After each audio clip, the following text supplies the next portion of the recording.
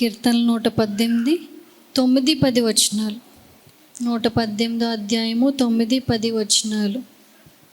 మనుష్యులను నమ్ముకొనుట కంటే యెహోవాను ఆశ్రయించుట మేలు, రాజులను నమ్ముకొనుట కంటే యెహోవాను ఆశ్రయించుట మేలు. ఇక్కడ వాక్యం ఏం సెలవిస్తూ ఉందంటే, మనుష్యులను నమ్ముకొనుట కంటే యెహోవాను ఆశ్రయించుట మేలు. ఆ కిందే ఉంది, రాజులను నమ్ముకొనుట కంటే యెహోవాను ఆశ్రయించుట మేలంట. అసలు మనుషులు నమ్ముకుంట కంటే దేవుణ్ణి ఆశ్రయించడం మేలు. ఇది పర్లేదు, ఇది బాగానే ఉంది ఈ వాక్యం. కానీ రెండో లైన్ వచ్చేసరికి, రెండో వచనం వచ్చేసరికి ఏమంటుంది? రాజులు నమ్ముకోవడం కంటే ఎవరు నమ్ముకోవాలంట? దేవుణ్ణే ఆశ్రయించుకోవాలంట. వాక్యం చెప్తుంది మనుషులు పక్కన పెట్టండి, కానీ రాజు చేయలేనిది ఏమన్నా ఉంటుందా? రాజా అని రోజు వెళ్ళి బ్రతిమాడేమనుకో, మన గోల పడలేక ఏం చేసేస్తాడు? ఆ పని చేసి పెట్టేస్తాడు. ఆ స్థలమో లేకపోతే ఏమి ఇవ్వాలో, ఏం చేయాలో, లేకపోతే ఏం చేయాలో అన్నీ చేసి పెట్టేస్తాడు. కానీ ఇక్కడ ఏం చెప్తున్నదంటే వాక్యము, రాజులు నమ్ముకోవడం కంటే యెహోవాను ఆశ్రయించడమే మేలు. యెహోవాను ఆశ్రయించడమే మేలు. అసలు ఆశ్రయించడం అంటే ఏంటంటే ఎవరైనా చెప్తారా? ఆశ్రయించడం అంటే ఆనుకొనుట. ఆశ్రయించడం అంటే బాగా చెప్పారు తల్లిగల. ఆశ్రయించడం అంటే మీకు ఇంకా బాగా అర్థమయ్యేలా చెప్తాను. ఇప్పుడు ఆశ్రయించడం అంటే మనం ఎక్కడికన్నా బయటికి వెళ్తున్నామండి. వెళ్తూ ఉన్నప్పుడు సడన్గా వర్షం వచ్చింది. బండి మీద వెళ్తూ ఉంటే వర్షం వచ్చింది, లేకపోతే నడుచుకుని వెళ్తున్నాం, వర్షం వచ్చింది. వర్షం వస్తే ఇప్పుడు ఆ వర్షంలోనే ప్రయాణం చేసేస్తాం. ఎక్కడైనా ఆగి చెట్టు నీడ కిందో, లేకపోతే ఎవరైనా ఇంటి లేకపోతే ఎవరైనా ఇంటి రేకుల షెడ్ ఎక్కడైనా నీడుంటే ఆ నీడలోకి వెళ్తామా? చెప్పండి, నీడలోకి వెళ్తాం కదా. అంటే మనం ఆ వర్షానికి తడిచిపోకుండా ఎవరిని ఆశ్రయిస్తున్నాం ఇక్కడ? ఆ చెట్టు నీడనో, లేకపోతే ఆ రేకుల షెడ్ నీడనో, దేన్నో దాన్ని ఆశ్రయిస్తున్నాం. ఆశ్రయించడం అంటే అదనమాట. మన సమస్యల్లో మనము దేవుణ్ణి ఆశ్రయించాలి. ఎలా అయితే మనం వర్షం వచ్చినప్పుడు ఏ చెట్టు నీడను ఆశ్రయిస్తున్నామో, ఇప్పుడు పిల్లలు చూడండి, పిల్లల తల్లి నడిచి వెళ్తూ ఉంటే కుక్కొచ్చి గట్టిగా అరిస్తే ఎవరిని పట్టుకుంటారు? తల్లిని పట్టుకుంటారు. ఆ పిల్లవాడికి కుక్క అరిచినప్పుడు భయం వేసినప్పుడు ఎలా అయితే తల్లిని పట్టుకున్నాడో, మన జీవితంలో కూడానంట శ్రమలు వచ్చినా, కష్టాలు వచ్చినా, నష్టాలు వచ్చినా, ఎలాంటి కఠినమైన పరిస్థితులు ఎదురైనానంట దేవుడి మీద ఆనుకోవాలంట, దేవుణ్ణి ఆశ్రయించాలంట. అది ఆశ్రయించడం. ఆశ్రయించడం అంటే అందరికీ అర్థమైంది కదా. మనకి ఏదైతే కంఫర్టబుల్ పొజిషన్ ఇస్తుందో దాని దగ్గరికి వెళ్ళిపోవడమే ఆశ్రయించడం. అయితే దేవుడంట ఆశ్రయించిన వారికి, అంటే ఆయన మీద ఆనుకున్న వారికి, ఆయన మీదే పూర్తిగా ఆధారపడిపోయి ఇంకా ఆయనే చూసుకుంటాడు అన్న వారికి ఎలా మారతాడంటే ఆశ్రయ దుర్గంగా మారతాడంటే. ఎలా మారతాడంట? ఆశ్రయం అంటే దాగుకునే స్థలం. దాక్కునే వాళ్ళకంట దేవుడు ఆశ్రయ దుర్గం. దుర్గం అంటే ఏంటో తెలుసా? ఇంకా స్థలంలో ఉంటే ఏ శత్రువు మన మీద దాడి చేయలేడు. ఇంకా స్థలంలో ఉంటే ఏ శత్రువు మనం ఓడించలేడు. ఎందుకో తెలుసా? ఆశ్రయ దుర్గం మనకు ముందు ఉంటుంది కాబట్టి, మనకి తోడు ఉంటుంది కాబట్టి ఇంక ఏది మనల్ని ఏమీ చేయలేదు. ఇది నన్ను దేవుడు చెప్తా ఉన్నాడు, నువ్వు నన్ను ఆశ్రయిస్తే, నీ శ్రమల్లో, నీ కష్టాల్లో, ఏ పరిస్థితుల్లో అయినా నన్ను నువ్వు ఆశ్రయిస్తే నేను నీకు ఆశ్రయ దుర్గంగా మారిపోతాను అని దేవుడు సెలవిస్తూ ఉన్నాడు. ఇలా బైబిల్ గ్రంథంలో కొంతమంది దేవుణ్ణి ఆశ్రయించారండి. ఆశ్రయించినప్పుడు వాళ్ళకి దేవుడు ఆశ్రయ దుర్గంగా మారాడు. దుర్గముగా మారి ఆశ్రయించిన వాడి పట్ల దేవుడు ఎలా ప్రవర్తిస్తాడో, ఆశ్రయించిన వారికి దేవుడు ఏ కార్యం చేస్తాడో, ఎలా వారి పట్ల కృప చూపిస్తాడో తెలుసుకుందాం ఈరోజు. మొట్టమొదటిగా చూద్దామా బైబిల్ గ్రంథం నుండి కీర్తనలు 31వ అధ్యాయము 19వ వచనం. కీర్తనలు 31వ అధ్యాయము 19వ వచనం.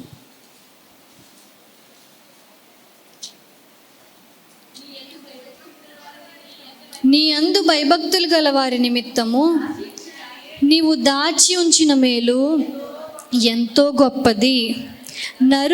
నరుల ఎదుట నిన్ను ఆశ్రయించు వారి నిమిత్తము నీవు సిద్ధపరిచిన మేలు ఎంతో గొప్పది. ఇక్కడ వాక్యం ఏమని సెలవిస్తూ ఉందంటే, నీ యందు భయభక్తులు గల వారి నిమిత్తం దేవుడు దాచిపెట్టిన మేలు చాలా గొప్పదంట. ఆ కింద అంటది కదా, నరుల ఎదుట నిన్ను ఆశ్రయించిన వారి నిమిత్తం నీవు సిద్ధపరిచిన మేలు ఎంతో గొప్పది. ఎంతో అని ఎప్పుడు అంటాం మనం? ఇంత అన్నం ఉందనుకోండి, మన ఇంట్లో ఏమంటాం? ఎంత అన్నమే ఉందా. ఇంకో ఇంత అన్నం ఉందనుకో, కొంచెం ఎక్కువ అన్నం ఉందంటాం.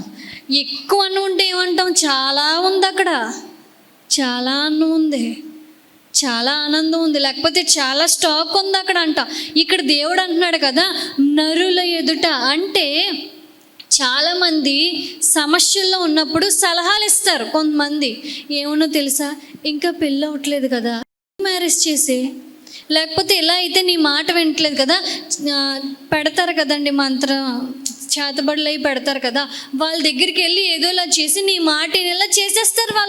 వాళ్ళ మాటను అని చాలామంది సలహాలు చెప్తారు. ముహూర్తం రోజు చేస్తే మంచిగా జరుగుతుంది, ముహూర్తం పెళ్లి చేశారనుకో, ముహూర్తం చూసి వాళ్ళు కలకాలం సుఖంగా బతుకుతారు, జాతకాలు చూసి పెళ్లి చేయని చెప్పి సలహాలు చెప్తారు కొంతమంది. దేవుడు ఏమంటున్నాడో తెలుసా, నరుల ఎదుట నన్ను ఎవరైతే ఆశ్రయిస్తాడో, అలాంటి సలహాలు చెప్తారు కదా నీకు, అలాంటి సలహాలు చెప్పినప్పుడు నువ్వు వాళ్ళని ఆశ్రయించకుండా, వాళ్ళ మాట వినకుండా, వాళ్ళ మాట ముందుకు వెళ్ళిపోయి ఆనుకోకుండా, ఎప్పుడైతే వాళ్ళ మాటను పక్కన పెట్టి వాళ్ళని ఆశ్రయించడం మానేసి దేవుణ్ణి ఆశ్రయిస్తావో నీ కొరకు దేవుడు గొప్ప మేలు సిద్ధపరుస్తాడంట. కానీ ఏం చేస్తారు చెప్పనా, వాళ్ళ మాటే వింటారు, వాళ్ళనే ఆశ్రయిస్తారు. ఆశ్రయించి జాతకాలు చూస్తే అవును నిజమే, జాతకాలు చూసి పెళ్ళిళ్ళు చేసుకోలేని వాళ్ళు ఎంతమంది లేరు? వాళ్ళందరూ హ్యాపీగా ఉండట్లేదా? మేమేమైనా జాతకం చూసుకున్నామా? మామయ్య గారు అమ్మ జాతకాలు ఏమైనా చూసుకున్నారా? ముహూర్తం ప్రకారం ఏమైనా పెళ్లి చేసుకున్నారా? చేసుకోకపోయినా ఆనందంగా లేదా కుటుంబం అంతా? మా కుటుంబం సంతోషంగా లేమా మేము అందరం? అయితే కానీ ఏం చేస్తారో తెలుసా, మనుషుల మాటను ఆశ్రయించి అటువైపు వెళ్ళిపోతారు, ఎక్కడ లేని కష్టాలన్నీ కొని తెచ్చుకుంటారు. కానీ దేవుడు ఏమంటున్నాడో తెలుసా, ఈ దినాన్న నువ్వు మనుషుల ఎదుట శత్రువులు కొంతమంది ఏం చేస్తారో తెలుసా, నువ్వు దేవుడిని నమ్ముకున్నావు, దేవుడు నీకు ఏం చేశాడు? నువ్వు దేవుడికి ప్రార్థన చేసి ప్రతి వారం చర్చికి వెళ్ళిపోతున్నావు కదా, ప్రతి వారం ప్రార్థన చేసి ఉపవాసం ఉండి ప్రార్థనలు తెగ చేసేస్తున్నావు కదా, ఏం వింటున్నాడు నీ ప్రార్థన? నీ పరిస్థితి ఏం మారుతుంది? చాలే ఊరుకో, ఇంకెంతకాలం నమ్ముకుంటావు? ఆ దేవుడిని వదిలే, ఈ దేవుడిలోకి వచ్చే, ఇంకెంతకాలం ప్రార్థన చేస్తావు అని నిన్ను అన్నప్పుడు, అప్పుడు మనుషులను ఆశ్రయించకూడదు, వారి మాటలను ఆశ్రయించకూడదు. అప్పుడు ఏం చేయాలి తెలుసా, ఆ మనుషుల్ని ఆశ్రయించకుండా నువ్వు దేవుణ్ణి ఆశ్రయిస్తే నీ కొరకు సిద్ధపరిచిన మేలు నువ్వు పొందుకుంటావు. ఎందుకో తెలుసా, దేవుడు చెప్తున్నాడు, ఇలాంటి పరిస్థితులు మనుషులు నీ మీదకి తెచ్చినప్పుడు, ఇలాంటి మాటలతో మనుషులు నిన్ను గాయపరిచినప్పుడు, వాళ్ళ పక్కన పెట్టి నువ్వు నన్ను ఆశ్రయిస్తావు కదా, నేను నీకేమైనా లేమి కలుగు చేస్తానా? నేను నిన్ను దీవించకుండా ఉంటానా? నేను నిన్ను ఆశీర్వాదంలోకి నడిపించకుండా ఉండగలనా అని దేవుడు చెప్తా ఉన్నాడు. నీ కొరకు ఆయన మేలు సిద్ధపరుస్తూ ఉన్నాడు. ఇప్పుడు బండ్లు తెలుసు కదండి, రూపాయి బండ్లు ఉంటాయి తెలుసా మీకు? కొంచెం బ్రౌన్ కలర్లో ఉంటాయి బండ్లు, ఎంత ఉంటాయి కదండి, టీలో ముంచుకుని తింటారు కదా. ఇంత బన్ ఉన్నది, ఇంత బన్ ఎంతసేపు చేస్తారు? పోను ఒక అరగంట వేసుకుని, మన అందరి మాట కాదు, గంట సేపు చేస్తారు ఇంత బన్ అనుకుందాం. ఏమో మరి మనకు తెలియదు కదా, బండ్లు చేయలేదు ఎప్పుడు మనం. బన్ ఇంత గంట సేపు చేస్తారు అనుకుందాం. మరి కేక్ చేయడానికి ఎంతసేపు పడుతుంది? కేక్ చేయడానికి ఒక 3 గంటలు, అవునా కదా? కేకు లేయర్ మీద లేయర్ వేయాలి, లేయర్ మీద కేక్ పెట్టే ముందు మళ్ళీ క్రీమ్ వేయాలి, ఆ తర్వాత డిజైన్లు వేయాలి, పువ్వులు వేయాలి, ఆకులు వేయాలి, మీ పేరు రాయాలి దాని మీద. అన్నీ రాసినప్పటికి ఎంతసేపు పడుతుంది? 3 గంటలు పడుతుంది. ఇప్పుడు మీకు కేక్ కావాలా, బన్న కావాలా? చెప్పండి, కేకే కదా కావాలి. మరి దేవుడు ఏమంటున్నాడో తెలుసా, నీకు కేక్ కావాలి కాబట్టి నేను సిద్ధపరుస్తున్నాను, కేక్ ఇవ్వబోతున్నాను కాబట్టి దానికంటూ కొంచెం టైం పడుతుంది. బన్ అనుకో వెంటనే వచ్చేస్తుంది నీకు. దేవుడు అంటున్నాడు, నీ కొరకు సిద్ధపరిచిన మేలు ఎంతో గొప్పదే, చాలా గొప్పది కాబట్టి టైం పడుతుంది. నువ్వు అనుకుంటున్నావు నేను ఆశ్రయిస్తున్నాను కదా, దేవుడిని నమ్ముకుంటున్నాను కదా, మనుషులు ఎన్ని మాటలన్నా ఎంతలా గాయపరిచినా గుచ్చేసినా సరే వాళ్ళందరినీ పక్కన పెట్టేసి దేవుడే నా దిక్కని దేవుడిని నమ్ముకుని ఉన్నాను కదా నేను, మరి దేవుడు నాకు ఇంకా మేలు చేయట్లేదేంటి, దేవుడు నాకు ఇంకా కార్యం చేయట్లేదేంటి అన్న డౌట్ నీ మనసులో వచ్చే ఉంటుంది. దేవుడు అందుకే చెప్తున్నాడు, నీ కొరకును మేలు సిద్ధపరుస్తూ ఉన్నాడు. ఆయన సిద్ధపరుస్తున్నాడు. అది నీకు కనిపించకపోవచ్చు, కానీ నీ కొరకు పెద్ద కేకే ఇస్తాడు, మంచి క్రీమ్తో ఇస్తాడు, కూలింగ్ కేకే ఇస్తాడు. నీకు కూలింగ్ కేక్ ఇష్టమా, మామూలు కేక్ ఇష్టమా? చెప్పండి, నిజం చెప్పండి, నవ్వుకుంటారేంటి? కూలింగ్ కేకే కదా. బర్త్డేలకి ఎవరైనా కేకులు కూలింగ్ కేకేనా? కూలింగ్ కేక్ అయితే కొంచెం బెమ్మనమాట, ఇష్టం, బాగుంటుందని. దేవుడు అంటున్నాడు, నీ కొరకు మంచి వాటిని సిద్ధపరుస్తున్నాను. అది నీకు ఇప్పుడు కనిపించకపోవచ్చు, అది నీకు ఇప్పుడు అర్థం కాకపోవచ్చు, అది నీకు అవే సూచనలు ఏవి నీ ముందేమీ లేకపోవచ్చు, అంత అయోమయం గందరగోళం లాగానే ఉండొచ్చు. కానీ దేవుడు ఏమంటున్నాడు తెలుసా, నేను నీ బ్యాక్గ్రౌండ్లో వర్క్ చేస్తున్నా. నీ బ్యాక్గ్రౌండ్లోనే, నీ వెనకాతలే నేను పనిచేస్తున్నాను. అవన్నీ సమకూర్చి సిద్ధపరిచి నీ ముందు పెట్టే రోజు రాబోతుంది అని దేవుడు చెప్తున్నాడు. ఇవన్నీ చేయాలంటే నువ్వేం చేయాలో తెలుసా? దేవుడిని ఆశ్రయించు. మనుషుల మాటలు పట్టించుకోకు. ఇవన్నీ అంటానే ఉంటారు మనుషులు అన్నాక. నువ్వు మంచి చేసినా అంటారు, చెడు చేసినా అంటారు. నీకు మంచి జరిగినా అంటారు, చెడు జరిగినా అంటారు. ఏదేమైనా మనిషిలో ఒక గుణం ఏంటో తెలుసా? అనే గుణం, మాట్లాడే గుణం, పొడిచే గుణం, తిట్టే గుణమే. దేవుడు చెప్తున్నాడు ఈరోజు, నువ్వు మనుషులు ఆశ్రయించకో. మనుషులు ఎదుట వాళ్ళు ఎన్నన్నా సరే నువ్వు నన్ను ఆశ్రయిస్తే నేను నీ కొరకు దాచి ఉంచిన మేలు చాలా గొప్పదని దేవుడు చెప్తా ఉన్నాడు. మా తాతయ్య గారు ఉన్నారండి, ఉప్పాడలో మీ అందరికీ తెలుసు కదా, చాలాసార్లు మీరు విన్నారు మా తాతయ్య గారి కోసం. యేసుదాస్ గారు అని చెప్పి మా తాతయ్య గారు అనమాట. అయితే మా తాతయ్య గారు ముందు వ్యవసాయం చేస్తూ ఉండేవారు. వ్యవసాయం చేస్తూ ఉన్నప్పుడు అలా రోజులు గడిచిపోతూ ఉన్నప్పుడు మా తాతయ్య గారికి అప్పులు చాలా ఎక్కువైపోయినాయి అనమాట. అప్పులు ఎక్కువైపోతే ఆ అప్పులు తీర్చలేక చాలా కష్టాలు తంటాలు పడిపోతూ ఉండేవారు. మా తాతయ్య గారికి ఎద్దుల బండ్లు ఉండేవి కదా అప్పట్లో. ఆ ఎద్దుల బండి మీద ఒకరోజు ప్రయాణమే వెళ్తూ ఉన్నారనమాట. వేరే చోటకి వెళ్తూ ఉంటే ఈలోగా ఒక సేటు గారు వచ్చారు. అప్పు ఇచ్చిన సేటు గారు వచ్చి, యేసుదాసు నువ్వు నాకు చాలా అప్పు ఇవ్వాలి కదా, చౌదరి గారు వచ్చి అంటారు కదా, నువ్వు నాకు అప్పు ఇవ్వాలి కదా, కొంత డబ్బులు నేను నీకు ఇచ్చాను కదా, నువ్వు నాకు తిరిగి చెల్లించాలి కదా, ఆ డబ్బులు ఎప్పుడు ఇస్తావు అంటే నా దగ్గర లేవయ్యా అంటే, అప్పుడు ఆయన ఏం చేశారో తెలుసా, నీ దగ్గర నీ ఎద్దుల బండి ఉంది కదా, నువ్వు ఈ బండి మీద వచ్చావు కదా, ఆ బండి నాకు ఇచ్చే అని చెప్పేసి ఆ బండి పట్టుకుని వెళ్ళిపోయి ఆయన నడిచి వచ్చారండి. ఆ బండి ఆయన పట్టుకుని వెళ్ళిపోతే అలాగా అప్పుల వల్ల చాలా బాధలు పడిపోతూ ఉండేవారు, చాలా ఇబ్బందులు ఎదుర్కొంటూ ఉండేవారు.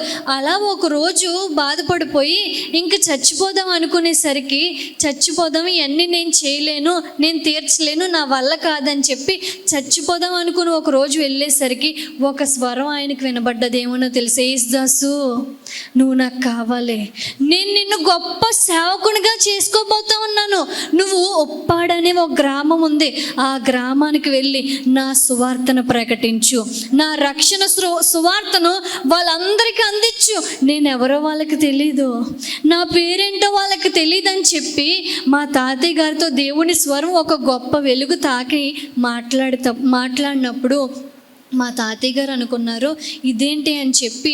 మా తాతయ్య గారికి అర్థం అవ్వలేదు, దేవుడు నమ్ముకోలేదు. మా తాతయ్య గారు నమ్ముకోకపోతే వాళ్ళ తమ్ముడు గారు నమ్ముకున్నారనమాట.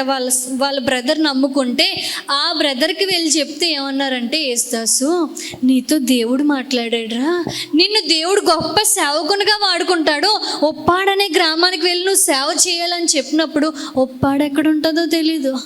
మా తాతయ్య గారు ఎక్కడో మూలన స్వగ్రామం ఎక్కడో గ్రామంలో ఉన్నారు, ఉప్పాడు ఎక్కడ ఉంటుందో తెలీదు. కానీ తెలుసుకొని ఆ గ్రామంలో అడుగుపెట్టారు.